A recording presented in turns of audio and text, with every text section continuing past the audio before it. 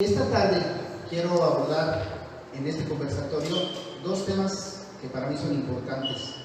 Uno es la interacción hombre-naturaleza y a continuación lo que sería el avistamiento de la ballena gris, que igualmente conlleva una interacción de nosotros con estos animales. Agradecemos, igual como lo mencionó la licenciada Norma, el hospedaje que nos da el archivo histórico de su director para este conversatorio. Vamos a iniciar.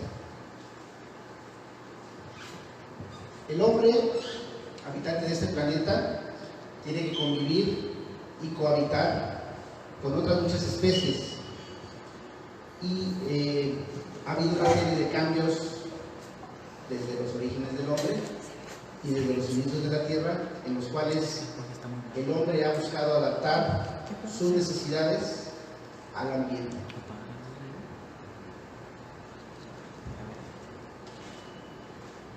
En los principios, el ser humano tenía que buscar sus alimentos, era nómada, iba de un lugar a otro buscando aquellos recursos naturales que le fueran accesibles y por lo tanto tenía que buscar o irse moviendo en grupos pequeños, grandes, y buscar estos recursos naturales. Posteriormente, con el desarrollo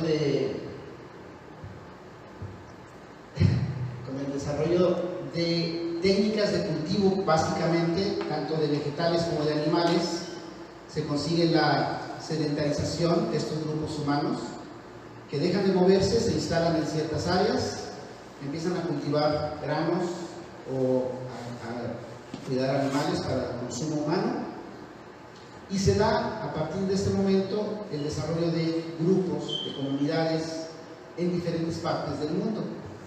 Es bien sabido que dependiendo de la zona hay que adaptarse a las condiciones y de esta manera poder vivir en zonas como la de nosotros, desértica, combatiendo el embate del calor en las épocas de invierno, o en las zonas polares, en las cuales es lo contrario, protegerse en contra del frío. Siglos después, el desarrollo de la agricultura permite este desarrollo de las tribus y se hace la domesticación de animales. Siglos después, un invento, la máquina de vapor, cambia la historia de la humanidad. A mediados del siglo XVIII, con la invención de estas máquinas de vapor, se crea una manera automatizada de realizar las actividades humanas, se vuelven más densos los núcleos poblacionales, viene nuevamente también el cambio hacia la máquina de uso de combustibles, y a raíz de ese momento empezamos a modificar ese ambiente con el que estábamos conviviendo. La producción en masa de productos, las fábricas empiezan a generar parcialmente una contaminación, y además asociado a eso se crean clases económicas divididas entre aquellos dueños de las fábricas y los trabajadores. Estos cambios se vienen produciendo progresivamente y para el ser humano ha sido importante ir avanzando. Estos avances van desde los vehículos, el cambio en las condiciones del suelo para poder cultivar más y más productos que necesitamos consumir, y sin embargo también se crea una emisión de gases contaminantes a la atmósfera sin control, entre ellos el CO2. En esta época, cuando comentamos del inicio de la revolución industrial, el CO2, que es un gas que forma parte de nuestra atmósfera, que es importante para la vida en la Tierra, tenía una concentración de aproximadamente 280 partes por millón. Para 1990, después de siglos que hemos pasado de producción industrial, digámoslo así, pero también animal, se elevó a 350 partes por mil, y hoy, a nuestra fecha, ha llegado a 450 partes por millón. De esta manera, el cambio en las condiciones ambientales que han sido propiciadas en su mayoría por el ser humano está dando pie a un fenómeno de calentamiento global. Este fenómeno es producido por gases de efecto invernadero que provocan el sobrecalentamiento de la capa terrestre, y si bien no ha sido el único momento de la historia de la Tierra en el cual se han dado estas variaciones en temperatura, finalmente es el momento que estamos viviendo nosotros. Y bueno, este cambio de condiciones ambientales es obviamente provocado en su mayor parte por nosotros, los seres humanos. Independientemente de estas afectaciones a la atmósfera a manera de gases y el cambio en las condiciones climáticas de toda la Tierra, recientemente se ha hecho mucho énfasis y tratar de cambiar situaciones como la producción de plásticos y microplásticos. Esta noticia es reciente, apenas la semana pasada. Después de los desechos que vertimos, a veces hasta en la calle, de los materiales que usamos, botellas de plástico de un solo uso, vasos, popotes, y cuando hay fenómenos parecidos a los de los tsunamis del 2017, todos estos productos de desecho son arrojados al mar o aventados intencionalmente. Entonces se ha formado en el Océano Pacífico algo que se ha dado a denominar la isla de plástico. Si pensamos actualmente que geográficamente tenemos ahorita la idea de dónde está Italia, Francia, España, por otras condiciones, nos podríamos dar cuenta de cuál es la dimensión actual de esta famosa isla de plástico, que lleva a su vez, independientemente de la contaminación, afectaciones a la vida marina en general, y también hemos visto muchos ejemplos de eso. ¿Qué pasa en la Tierra? El hombre empezó a dominar la Tierra, empezó a crear, independientemente de la época de la industrialización, avances en medicina, conduciendo esto a un mejor estado de salud del ser humano, a un cambio en la edad de vida de las personas, y esto ha producido un incremento creciente en la población mundial. A mediados del siglo XVIII, coincidente con el inicio de la revolución industrial, éramos menos de 800 millones de personas en el planeta.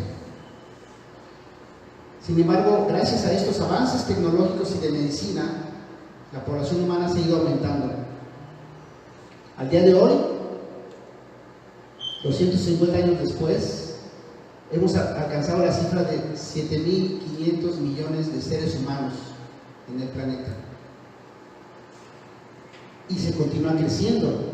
Y la prospección es que para el año 2050, si logramos llegar, habría alrededor de 9.000 millones de personas. Entonces, la población humana está creciendo, no diríamos indiscriminadamente. Sin embargo, este crecimiento poblacional de manera directa conlleva a una demanda de recursos como satisfactores, independientemente de que haya lugares en el mundo, países que no tienen mucho acceso a estas necesidades, y sin embargo seguimos siendo esta cantidad de personas actualmente, 7.500 millones. Entonces estamos desbordando al planeta, y soluciones pudiera haber muchas, de las cuales, al igual que la contaminación, no hemos dado un paso firme para tratar de detenerlas. En el caso particular de México, que es un enorme país con enormes lugares de concentración de personas como la zona urbana de la Ciudad de México. En 2015 éramos alrededor de 120 millones de personas. Para mediados del 2018, una cifra muy cercana a la actual, 130 millones. Este año tendremos una cifra a través del censo de población, sabremos cuántos millones de personas somos en México este año 2020. Pero las prospecciones, a la misma manera que en el mundo en general, son de ir en aumento. Para el 2030, casi 150 millones de personas, y para el 2050, 165 millones de personas. Vamos viendo, si se fijan, de lo general a lo particular. ¿Qué sucede en Baja California Sur? Baja California Sur es el lugar 31 a nivel nacional por el número de habitantes, es decir, el estado con menos densidad poblacional por área. Y en el 2015, último dato fidedigno que tenemos, de 712,000 habitantes, prácticamente la mitad son mujeres y la mitad son hombres, los que vivimos en este hermoso estado. Vayamos un poco más hacia lo que nos permitirá abordar la segunda parte de esta plática. ¿Cuáles son las actividades que se desarrollan preferentemente en Baja California Sur? Esta imagen está tomada del informe de gobierno del 2019 y siempre hemos escuchado que el turismo en Baja California Sur es una fuente importante de ingresos. Aquí se ve reflejado un concepto que se llama servicios de alojamiento y alimentos. Vendría siendo el segundo rubro más importante después de la construcción.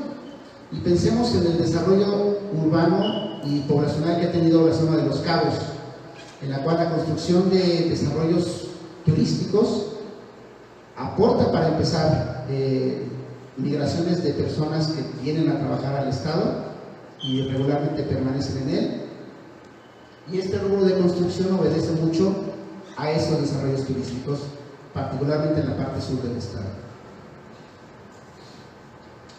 Dentro de este mismo informe de gobierno, el área de turismo, y afortunadamente, dado que tenemos muchas bellezas que ofrecer a los visitantes, particularmente las zonas hoteleras, reciben una gran cantidad de huéspedes.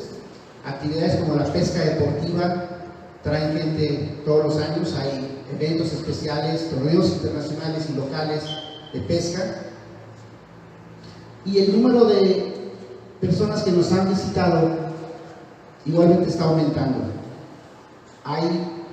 Estas mismas bellezas se van dando a conocer, por ejemplo la playa de Balandra, Los Cabos, y obviamente un fenómeno que sucede durante los inviernos, que son la visita de las ballenas en general.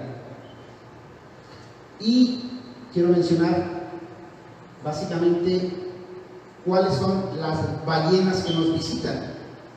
Tenemos durante el invierno 3 especies importantes de grandes ballenas que nos visitan, que son las ballenas azules a la zona de Loreto, que si bien vienen parte del invierno, es más bien la primavera, porque vienen de mediados de febrero, fines de febrero, y pueden estar a fines de abril, exclusivamente en la zona de Loreto, o preferentemente en la zona de Loreto. Estos grandes animales, que son el animal más grande que ha existido en el planeta, vienen a cuidar a sus crías, que ya traen recién nacidas, y las aguas protegidas del Golfo de California, del Parque Marino Bahía de Loreto, les ofrece esa protección, pero además se encuentran alimento. Las ballenas azules se alimentan del tan conocido o famoso krill, que son pequeños camaroncitos que flotan en la superficie del mar. Tenemos una segunda especie de ballena que nos visita durante el invierno, preferentemente está así enero, febrero, marzo, y a veces hasta mediados de abril, que también es muy conocida por sus cantos, y es la ballena jorobada. De repente, ya no muy frecuentemente, pero hasta hace unos años pasaban un comercial donde querían promocionar a la ballena gris y salió una ballena jorobada o cantando o brincando. Cada una de ellas es distinta y la ballena jorobada sí es muy acrobática y es la única especie de gran ballena de la cual podemos escuchar sus cantos. Las demás, si bien se comunican, esos sonidos que producen para comunicarse entre ellas no son audibles para nosotros. Y finalmente, el objeto de esta plática es la ballena gris. Y la ballena gris, pudiéramos decir que al igual que la ballena jorobada, es mexicana por nacimiento. Las ballenas jorobadas vienen también a aparearse y a tener sus crías, pero no solo en Baja California Sur. Hay grupos poblacionales de esta especie que se reproducen en las costas del continente, en México, cerca de Bahía de Banderas, y otro grupo importante también de ballenas jorobadas en las islas Reviera Gigedo. Entonces ellas se dividen entre áreas de nuestro país, del Océano Pacífico, pero las ballenas grises son las que serían 100% subcalifornianas por nacimiento. Y bueno, dentro de las actividades turísticas, obviamente tenemos pues paseos familiares, el golf, romance, los spa, shop, comprar, la gastronomía, la pesca deportiva, los hoteles boutique y el ecoturismo, dentro de los cuales entraría la visita a las ballenas. Cabe resaltar que hay una diferencia entre el turismo tradicional y el ecoturismo. El turismo tradicional es aquel que busca, digamos así, las comodidades de un hotel o de un resort en el cual llegan y se están una semana sin tener que salir del hotel. Y sin embargo, el ecoturismo pues es un turismo también llamado de aventura, es decir, buscar las zonas naturales, de las cuales igualmente hay muchas en Baja California Sur. Tenemos áreas naturales protegidas de todos tipos, las islas, en tierra, por ejemplo, la Sierra de la Laguna, el Parque de Cabo Pulmo, y una zona que va a ser muy importante, que la mencionaré posteriormente también, es el área natural protegida Reserva de la Biosfera de El Vizcaíno. Muy bien, aquí termino la primera parte de mi exposición. Quisiera invitarlos si tienen algún comentario de esta primera parte o si gustan guardarlo hacia el final. Continuamos. Comentarios, preguntas, dudas. Perdón. La industrialización en el mundo, sí se dice que pues sí es la responsable de la generación de contaminantes que afectan a la atmósfera y que por las precipitaciones llegan a llegar al mar o a los ríos o a los peces. Pero dijéramos, todo eso ha sido necesario porque si no tampoco no podría verse el progreso de un país, del mundo entero, ¿no? Y yo creo que ahí entonces hasta dónde llegan los estudios de esa influencia de gases que se producen y que llegan al mar, que llegan a los ríos. ¿No se tiene alguna historia, algún documento de hasta qué grado han aumentado las concentraciones de contaminantes de gases, metales pesados, etcétera? Sí, la respuesta es que el CO2 del que hemos hablado se decanta, digamos, a la zona marina. En contacto con el agua se convierte en ácido y esa es una de las razones de la acidificación de los mares y por ende la muerte particularmente de los corales. Entonces, a raíz de, si pensamos en las cadenas tróficas alimenticias, el coral es parte importante del sustento de la vida marina. Y esta acidificación no solo afecta obviamente a los corales, y es una parte importante de la afectación que está habiendo también en las zonas marinas. Entonces, sí hay estudios, hay comprobación de que este gas, que en el aire provoca un efecto invernadero, al estar en contacto con el agua de mar o de ríos incluso, acidifica y está también alterando las condiciones de nuestro medio ambiente. Perdón, entonces quiere decir que el mar de Cortés no ha llegado a experimentarse una gran contaminación, o por qué es que las ballenas emigran desde del polo norte hacia esta zona, ¿no? Y se tienen datos de que también por las pruebas nucleares que se han hecho en el polo norte, esto ha afectado mucho el carbono 14, litio, etcétera, que se quita al mar, etcétera.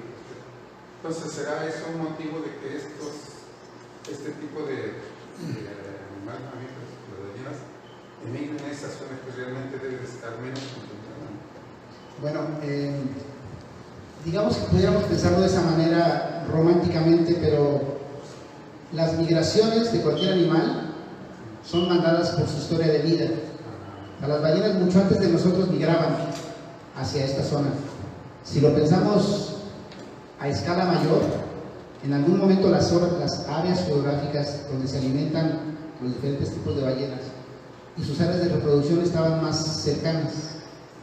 Con todos los movimientos de la tectónica de placas, se alejaron de estas áreas. Entonces los animales por instinto tienen que viajar de su área de reproducción a su área de alimentación y viceversa. Entonces, digamos que no les queda otra. Afortunadamente, también como respuesta, el mar de Cortés sigue siendo un mar muy rico, pero cada vez menos. ¿Sí? Y al igual que muchos mares en el planeta. Muchas gracias. Sí. Serían dos preguntas. La primera, la cuestión de la prevención es una pobreza turística del Estado. ¿De qué manera se está previendo, de qué manera está previendo esa necesidad de agua? Está creciendo mucho la demanda. Hay un boom para este Estado. ¿De qué manera se está previendo el suministro de agua? Bueno, de alguna manera, Baja California Sur, dadas sus condiciones de aridez, hemos estado explotando los mantos acuíferos desde los asentamientos humanos que tenemos, y solo tenemos recarga de estos mantos acuíferos cuando llueve.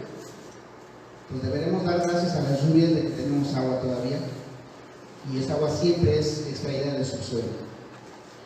Las soluciones que se están dando, particularmente, y es conocido, en la zona de Los Cabos, y debido al crecimiento poblacional de esta zona, es obligar a los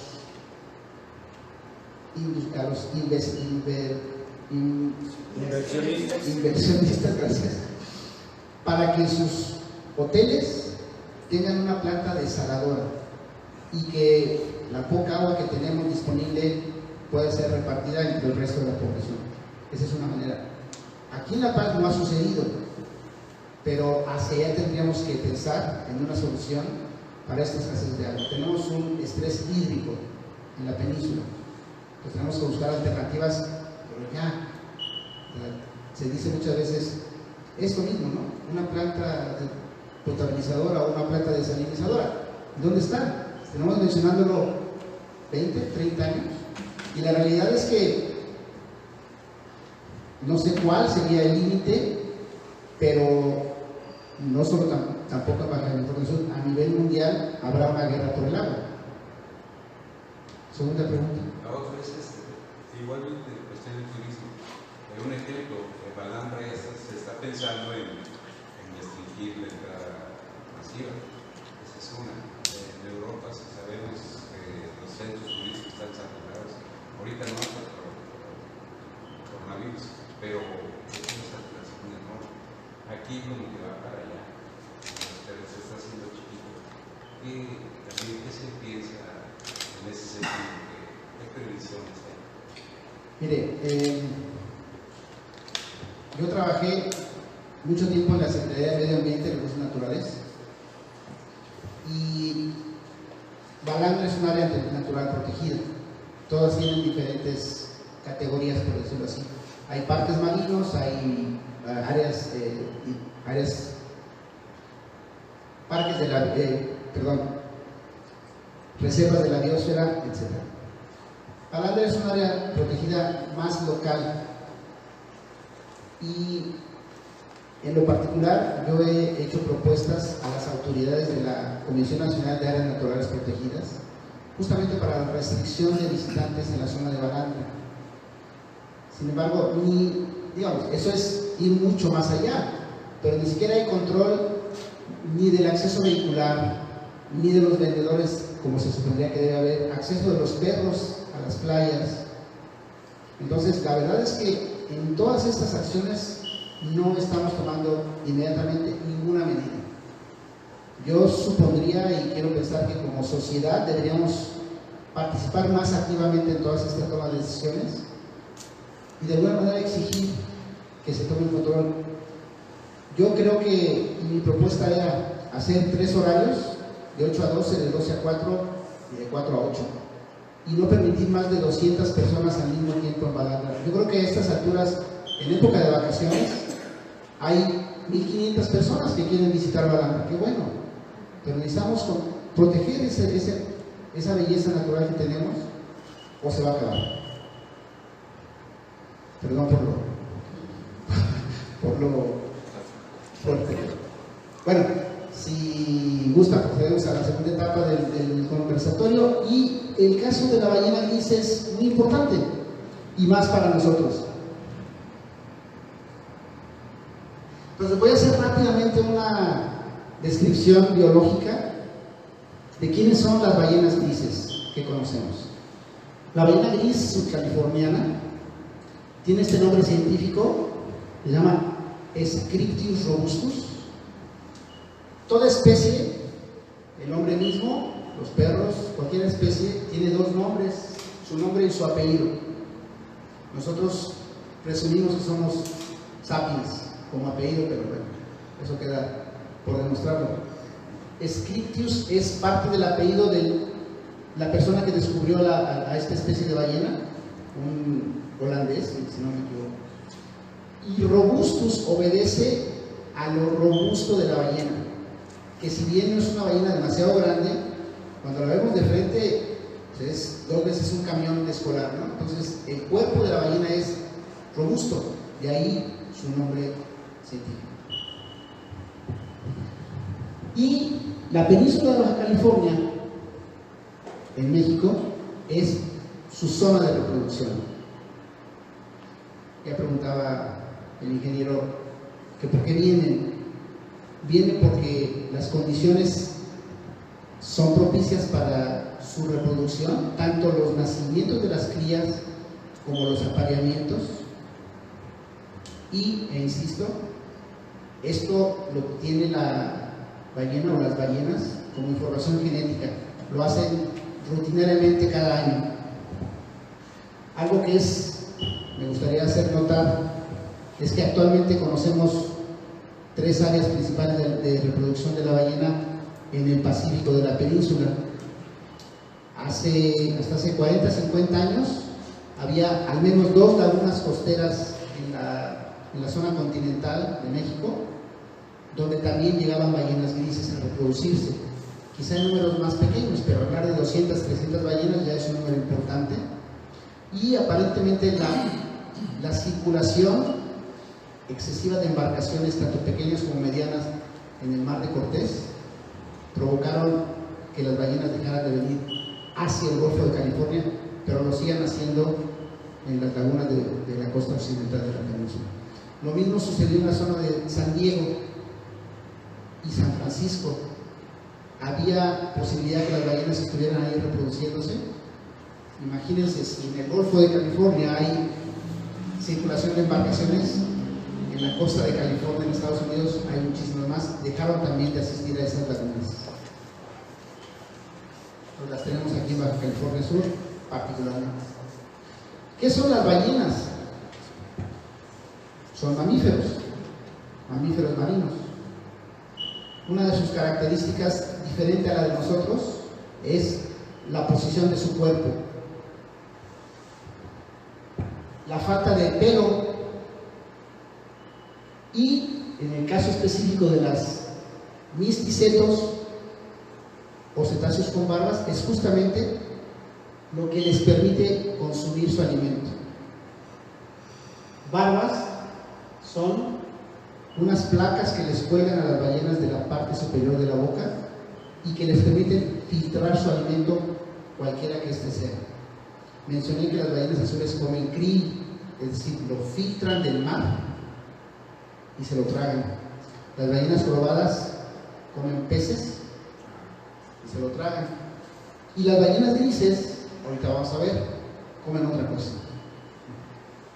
Y otra diferencia de estos dos grupos de animales que consideramos, o los llamamos cetáceos, unos son los misticetos o ballenas con barbas, y otra característica particular de los misticetos es su doble orificio respiratorio, dos narices en la parte de arriba de la cabeza, a diferencia de las especies de delfines que son los odontocetos, de los cuales esta fotografía es de un delfín nariz de botella, pero lo mismo sucede con las orcas, con los cachalotes, inclusive con los mal llamados ballena blanca o beluga, porque la beluga también es un delfín. La diferencia es, el que tiene un solo orificio respiratorio es un delfín y tiene dientes además, y el que tiene barbas es una ballena verdadera o cetáceo misticeto, y dos orificios respiratorios. Las ballenas grises son animales, digámoslo así, de mediano tamaño entre las ballenas, prácticamente la mitad de una ballena azul, que mediría hasta 30 metros. Estas miden 14-15 metros, y es también el tamaño aproximado de una ballena jorobada. Y las principales características de una ballena gris es la falta de aleta dorsal. No tienen una aleta dorsal, tienen simplemente una jorobita, y después de la joroba vienen una serie de nudillos, como si los huesos se les salieran a la ballena de la espina dorsal. Tienen, donde dice espiráculo, es por donde respiran las ballenas. Recuerden que son mamíferos, tienen que salir a respirar, y lo que vemos al salir, ese famoso surtidor, son partículas de vapor de agua del interior de la ballena que pueden juntarse con algunas gotas de agua de mar y formar lo que parecería un chorro, pero es simplemente aire de los pulmones de la ballena que se condensa al salir a superficie. Tienen su hocico, morro, las barbas, y los pliegues gulares son característicos de los cetáceos misticetos, pero son más evidentes en grandes ballenas como la jorobada y la ballena azul, que las utilizan para expandir su hocico y tragar grandes cantidades de agua y de alimento. La ballena gris no, ahorita vamos a ver por qué. Y bueno, tienen obviamente un oído, no tienen una oreja, pero sí escuchan, anatómicamente tienen su oído, su ojo obviamente, y estos animales son descendientes de un mamífero terrestre, y el animal más emparentado con una ballena es lo que sería un hipopótamo actual. Es decir, los hipopótamos del pasado, previo a las ballenas, vivían a la orilla del mar, entraban al mar a buscar su alimento y volvían a salir. Evolutivamente hablando, son miles de millones de años, se transformó el cuerpo de los animales. Tenemos en lo que es la aleta pectoral, el brazo de una persona, o nuestro brazo anatómicamente, está reducido en los huesos, pero tiene 5 dígitos, una aleta de una ballena.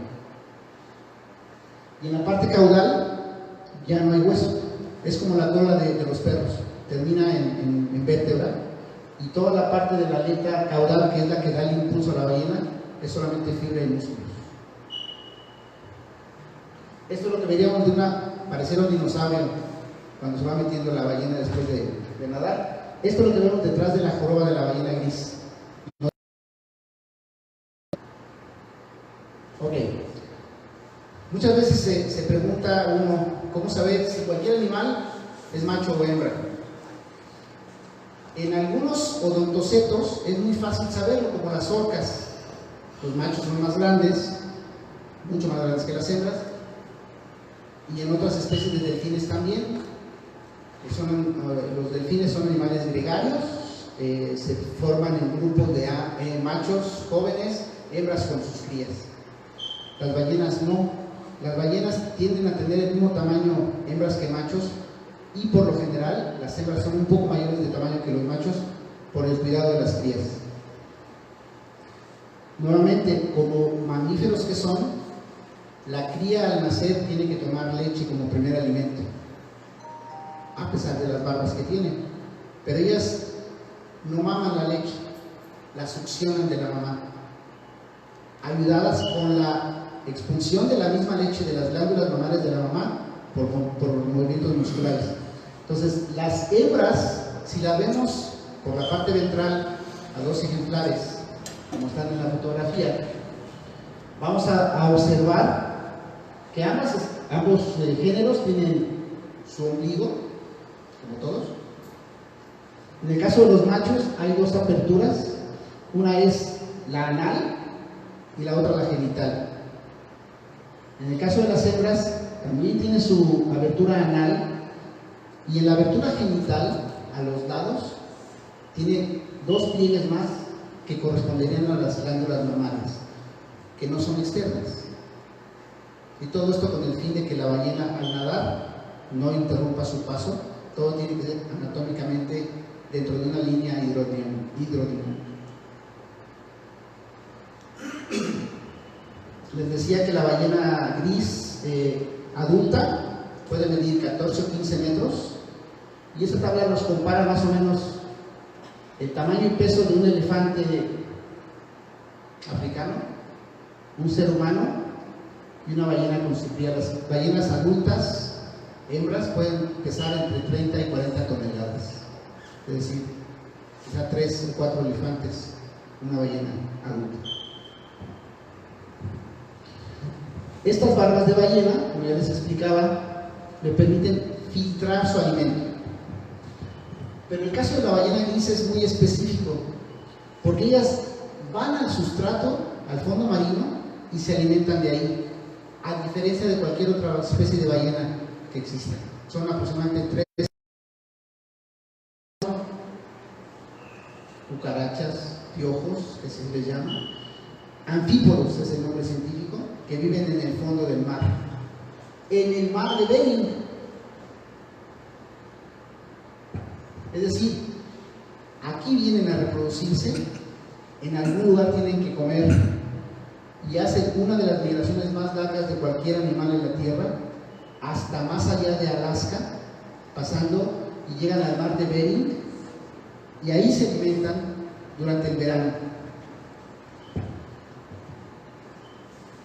Anualmente, las ballenas deben buscar alimentarse lo más posible, porque tienen que salir de la zona ártica, dado que se congela el mar, entonces no pueden quedarse alimentándose, tienen que salir. Y la reserva energética la acumulan a manera de grasa debajo de su piel. Eso es lo que las mantiene durante los otros 6 meses del año en su viaje de visita a Baja California Sur y al regreso para alimentarse nuevamente. Perdón. Les decía, esta es la única especie de ballena que, estando en sus zonas polares, baja al fondo marino, se voltea sobre uno de sus lados, que puede ser derecho o izquierdo, y la mayoría de ellas son derechas. ¿Y cómo se sabe esto? Por el roce que tienen las ballenas en su lado derecho. Se nota más desgastado su lado derecho, porque son diestras, unas cuantas son. Bajan al fondo marino, absorben en mordidas parte del fango, emergen a superficie y van liberando el fango y se quedan con el alimento adentro, como las demás ballenas lo hacen con otro tipo de alimento. Y bueno, un cálculo aproximado es que pueden ingerir 1 tonelada de comida diaria cada ballena, de las adultas. Otra cosa que es característica, pero no exclusiva de ballenas grises, son los animales que viven y que usan a la ballena como transporte. Son llamados epibiontes, que no parásitos. No parasitan a la ballena, no le causan ningún daño, por eso se llaman epibiontes, de los cuales tenemos otra especie diferente de lo que forma su alimento, que son los anfípodos, y este se le llama piojo de mar. Esa imagen obviamente está muy amplificada, pero son animales de milímetros que infestan a la ballena en las zonas como el orificio, el espiráculo, cerca del ojo, en las áreas genitales o en cualquier herida que pueda tener la ballena, porque se alimentan de los desechos de carne, estos animalitos. Afortunadamente se mueren en cada viaje de las ballenas al norte porque no aguantan el frío, pero vuelven a las lagunas y otra vez usan a la ballena de transporte. Y por otro lado están los balanos, percebes o sacabocados, que también es muy particular porque 3 especies distintas de estos balanos son exclusivos de ballenas grises, exclusivos. Y uno de ellos lo comparte con otras especies de ballenas como la jorobada. Pero 2, que se encuentran en las lagunas costeras de Baja California Sur, son exclusivos de la ballena gris. Finalmente, hablando de su migración, ya medio se las expliqué, migran de sur a norte y viceversa, vienen a reproducirse durante el invierno, enero, febrero, marzo, entran preferentemente a las lagunas, pero no necesariamente. Y el año pasado, por ejemplo, fue una temporada que se le llama irregular. Las ballenas no entraron en la cantidad normal a las lagunas, pero estaban afuera. Lo que provoca un riesgo tanto para madres, pero más para crías, dado que están expuestas a posibles depredadores como la orca o los tiburones. ¿Qué buscan las ballenas hembras, mamás preñadas que vienen a reproducirse? Protección para sus crías. Tienen que dar a luz, alimentarlas y cuidarlas y hacer que practiquen por 2 o 3 meses antes de emprender el viaje de regreso al norte. Entonces su foco, su enfoque para venir a visitarnos en Baja California Sur es la reproducción. Ya que terminan de reproducirse, las hembras que parieron se van con sus crías. Algunas hembras que se aparearon llevan una cría en gestación. La gestación dura aproximadamente 13 meses. Al siguiente año vendrán a parir a su cría nuevamente. El viaje es de entre 8 y 11.000 kilómetros en cada sentido, hacia el norte o hacia el sur, y vienen a reproducirse. Bueno, cuando digo dónde se reproducen, es justamente Baja California Sur. Les decía que puede ser a lo largo de la península, porque en esta época de invierno en Ensenada ofrecen tours a observar ballenas en mar abierto, cerca de Ensenada. Muy distinto a lo que podemos hacer nosotros en Baja California Sur dentro de las lagunas. Específicamente, ellas tienen 3 áreas de reproducción. Uno es la laguna Ojo de Liebre, muy cerca del pueblo de Guerrero Negro. La segunda zona es la laguna San Ignacio. Y la tercera zona, a su vez, tiene una subdivisión en 3 áreas distintas. Puerto Adolfo López Mateos, en la parte norte de la Bahía Magdalena, Puerto San Carlos y recientemente la zona de Puerto Chale, que corresponde a lo que se llama Bahía Almejas. Son las 3 zonas. En Laguna Ojo de Liebre, el número promedio de ballenas en una temporada regular puede rebasar los 2.500 animales. En San Ignacio puede haber entre 750 y 1.000 ballenas durante la temporada. Y en Bahía Magdalena en su conjunto puede haber entre 500 y 600 ballenas, divididas entre las 3 zonas de observación. Ya les comentaba que una de las ventajas de que las ballenas se reproduzcan en las zonas costeras al interior es proteger a sus crías y protegerse ellas mismas. ¿Quiénes son los depredadores? Las orcas, entre otros, o los grandes tiburones blancos que pueden atacarlas. Y cuando la población de algunas ballenas o algunos delfines está equilibrada, las orcas tienen su alimento disponible. Esta es una imagen de una orca atacando a una ballena gris. No son excepcionales estas imágenes, sucede tanto afuera de las lagunas costeras como particularmente en la zona de San Francisco, en California, Estados Unidos, que las ballenas, las orcas están esperando al paso de las ballenas para tener su alimento. Pues ahí corren riesgo las ballenas, y no solo las ballenas grises, ha habido evidencia de ataques tanto en ballenas jorobadas como en ballenas azules, a pesar del tamaño de ellas. Las orcas tienden a atacar en grupo y son muy organizadas y bastante inteligentes.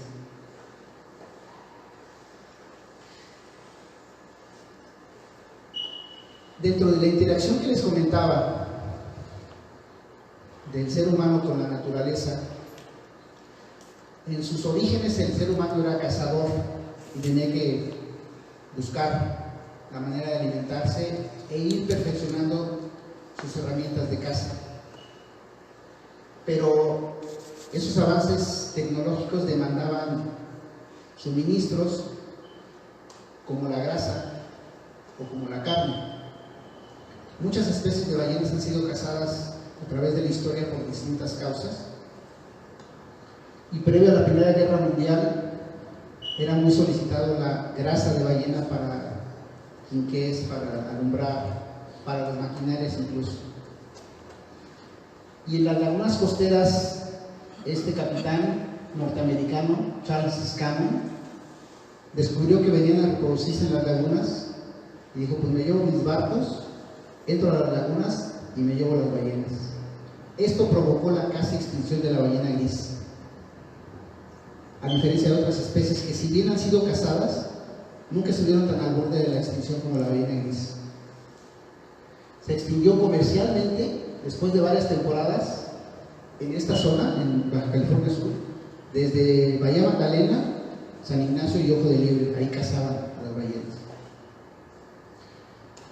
7.200 ballenas fueron muertas, asesinadas, y se llegó a pensar que de la población inicial, si bien no hay un dato exacto, se calcula que eran 25.000 ballenas en su origen, una población saludable, se redujo a 2.000 animales y se consideró que podía extinguirse la ballena. El gobierno de México se adhirió a algo que se llama Convención para la Caza de Ballenas en 1934, y de esta manera se propuso proteger a las ballenas, y fue el primer país en hacer una declaratoria de protección de las áreas de reproducción de ballena gris, salvándolas de la cacería. Posteriormente, en 1972, por parte del gobierno de México, se declararon a las lagunas Ojo de Liebre y San Ignacio refugios para ballenas. Y en 1994 se creó la Reserva de la Biosfera del Vizcaíno, que no solo abarca las lagunas, sino una amplia extensión de tierra y costa en ambos litorales, protegiendo especies como el berrendo, protegiendo vestigios arqueológicos como las cuevas de la Sierra de San Francisco, y obviamente las ballenas. Entonces México fue pionero en la protección de ballenas grises específicamente, pero igual de otras especies que estuvieron a borde de la extinción, como los elefantes marinos y un lobo marino muy específico que vive en la isla Guadalupe, que era cazada por rusos. Pues el gobierno de México ha tenido una importante carrera de protección en general hacia la fauna, pero particularmente hacia los mamíferos marinos.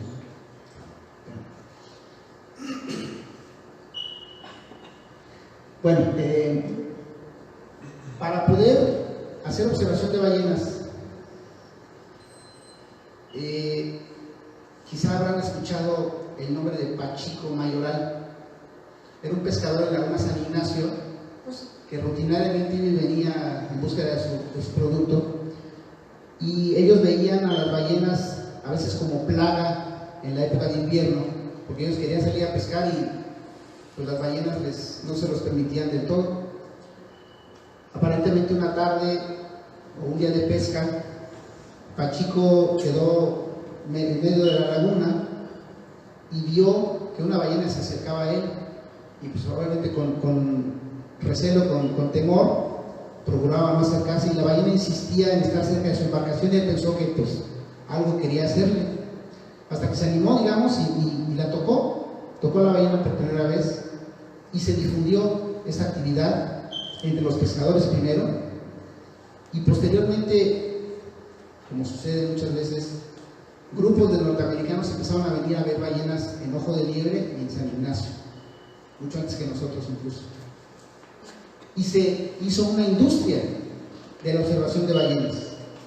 Se reglamentó a través de la Secretaría de Medio Ambiente y Recursos Naturales y si bien esto inició primero en las dos lagunas que les comenté, Ojo de Liebre y San Ignacio, ya se ha extendido a todas las zonas de observación de ballenas en el estado y los permisionarios que durante el resto del año son lancheros, pescadores, se convierten en guías turísticos durante la época de invierno en estas zonas y deben obtener un permiso para realizar la actividad con todas las normas de seguridad por parte de la Secretaría de Turismo para llevar personas a la mar.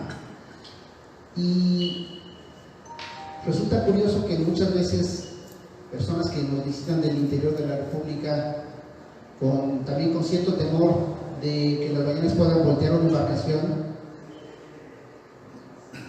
no hay más que un solo registro de un accidente con ballenas grises en Laguna Ojo de Liebre, si no me equivoco, pero fuera de eso, nada, o sea, son más bien lo contrario, ¿no? Son amistosas. Esa es la característica de estas ballenas amistosas.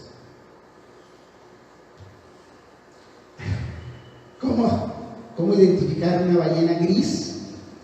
Por eso puse el simbolito del corazón, porque visto el soplo de una ballena de frente o prácticamente detrás de ella, al formar la salida del aire de sus dos narices, forman realmente un corazón.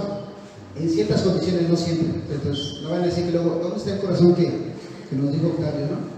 Pero bueno, sucede, y es una característica que, así como nos permite identificar una ballena gris en el mar, otras ballenas tienen su propio soplo. Las ballenas azules, por ejemplo, en condiciones de mar calmo, si sale una ballena azul a respirar, su soplo puede alcanzar 10 metros de altura y se escucha y se ve a una distancia considerable. Entonces cada ballena tiene sus características para poder identificarlas: color, forma de la aleta, etcétera, muchas cosas que nos permiten saber. Pero en el interior de las lagunas, la única especie de ballena es la ballena gris.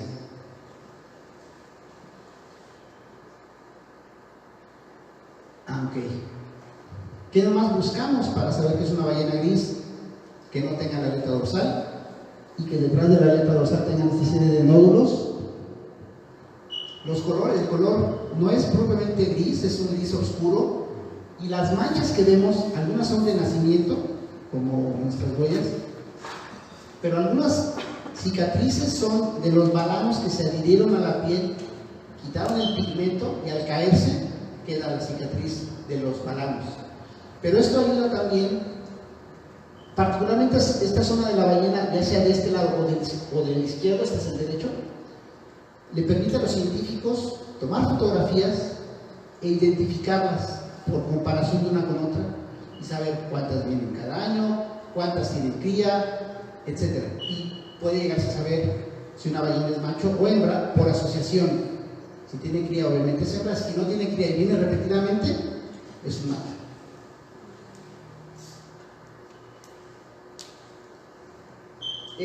Bueno, finalmente la industria de la ballena gris es, creo yo, un negocio productivo para los pescadores, y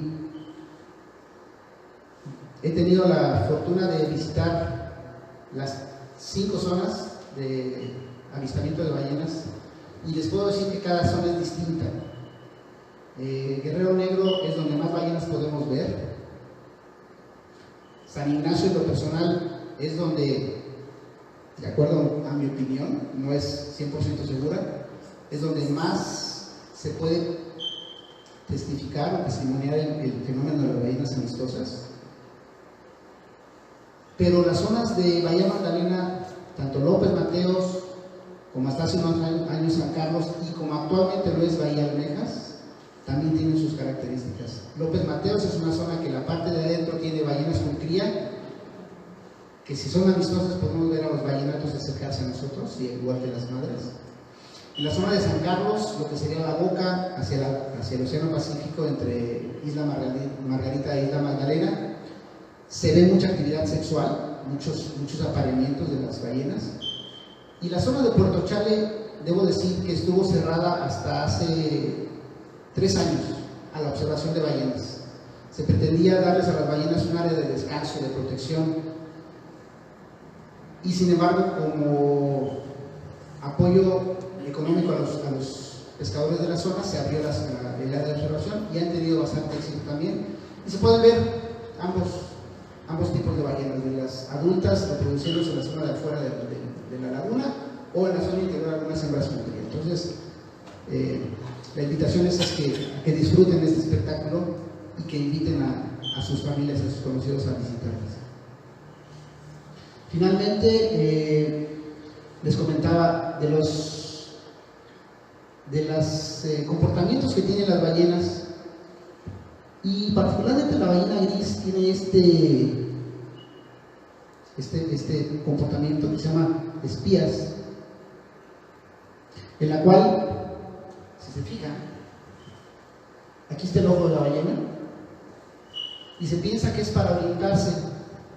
Este comportamiento lo tienen en cualquier zona de su distribución, desde las zonas de alimentación hasta las zonas de reproducción, pero obviamente no hay una explicación humana para saber por qué lo hacen,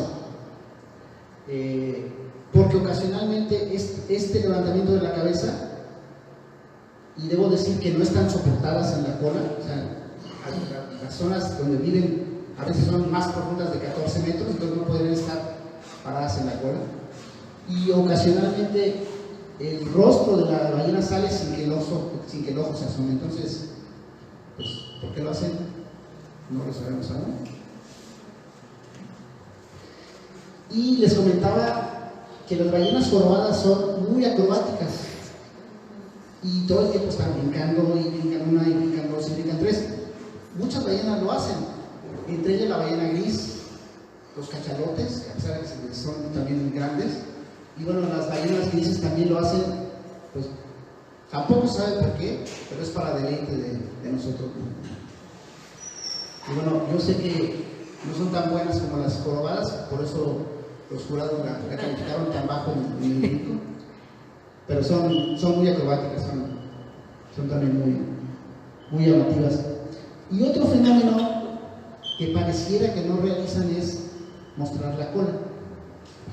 De las ballenas jorobadas se usa esta característica que tienen ellas, de cuando hacen una inmersión, levantar prácticamente de manera vertical la cola, y si se toman fotografías, la parte caudal de la aleta de una ballena jorobada permite también hacer comparaciones y saber de dónde vienen estas ballenas.